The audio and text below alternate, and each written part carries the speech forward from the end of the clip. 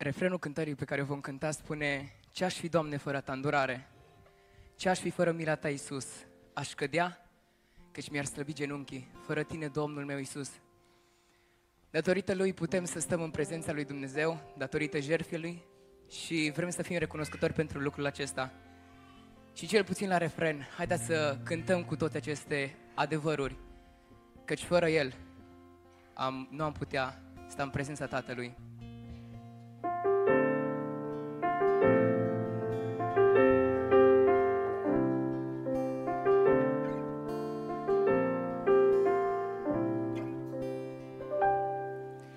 Jertfa mea o aduc pe altar și mă închin doar Ție, Doamne. Viața mea e darul ce Ți-l dau, tot ce am și tot ce sunt, Ție-ți dau. Domnește viața mea. Ce-aș fi, Doamne, fără Ta îndurare? Ce-aș fi fără mila Ta, Iisus? Aș cădea, căci mi-ar slăbi genunchii, fără Tine, Domnul meu Iisus. Ce-aș fi, Doamne, fără Ta îndurare? Ce-aș fi fără mila Ta, Iisus? Aș cădea, căci mi-ar slăbi genunchii,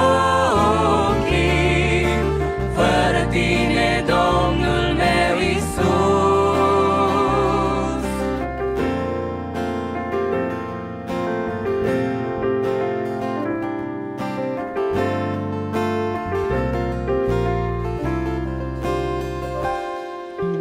Îmi doresc ca să Te slujesc, voia Ta s-o fac, Iisuse. Chiar de greu Tu mă vei purta, biruiesc prin Tine, Doamne, și într-o zi voi sta la dreapta Ta. Ce-aș fi, Doamne, fără Ta îndurare? Ce-aș fi fără mila Ta, Iisus? Aș cădea, căci mi-ar slăbi genunchii, fără Tine, Domnul meu Iisus. Ce-aș fi, Doamne, fără Ta îndurare? Ce-aș fi fără mila Ta, Iisus? Aș cădea, căci mi-ar slăbi genunchii, fără Tine, Domnul meu Iisus.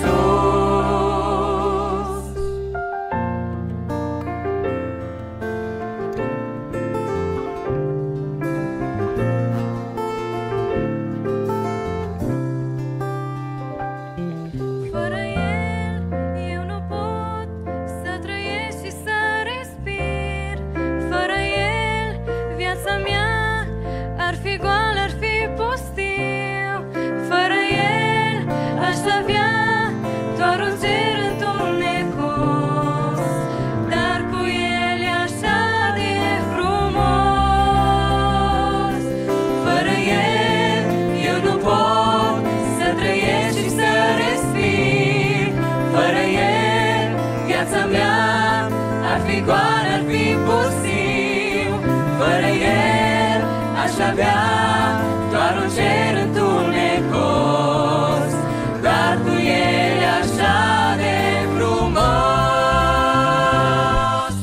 Ce-aș fi, Doamne, fără Ta îndurare? Ce-aș fi fără mila Ta, Iisus? Aș cădea, căci mi-ar slăbi genunchii, fără Tine, Domnul meu Iisus. Ce-aș fi, Doamne, fără Ta îndurare?